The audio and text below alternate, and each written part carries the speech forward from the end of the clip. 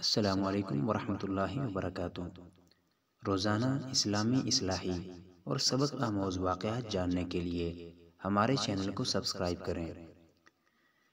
میں نے بکریاں پالنے والے ایک چھوٹے سے فارمیٹ سے پوچھا کہ آپ کے پاس کتنی بکریاں ہیں اور سالانہ کتنا کما لیتے ہو؟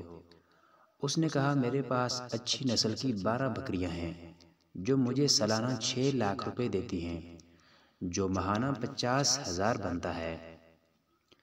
مگر جب میں نے بکریوں کے ریوڑ پر نظر دوڑائی تو اس میں 12 نہیں 13 بکریاں تھیں۔ جب میں نے اس سے 13ویں بکری کے بارے میں پوچھا تو اس کا جو جواب تھا وہ کمال کا تھا، اور اس کا وہی ایک جملہ دراصل کامیاب ہونے کا بہت بڑا راز تھا۔ اس نے کہا کہ 12 بکریوں میں سے 6 لاکھ منافع حاصل کرتا ہوں، اور اس 13ویں بکری کے 2 بچے ہوتے ہیں، ایک کی قربانی کرتا ہوں اور دوسرا کسی مستحق غریب کو دے دیتا ہوں۔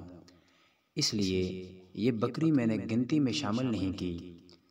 یہ 13ویں بکری باقی کی 12 بکریوں کی محافظ ہے اور میرے لیے باعث خیر و برکت ہے۔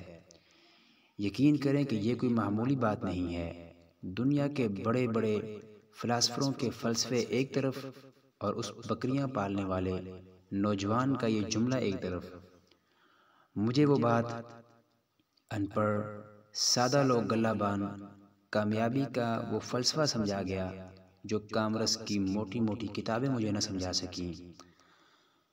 حضرت علی کرم اللہ تعالی وجہ الکریم کا قول ہے، لوگ رزق کو محنت میں تلاش کرتے ہیں، حالانکہ یہ سخاوت میں پوشیدہ ہے۔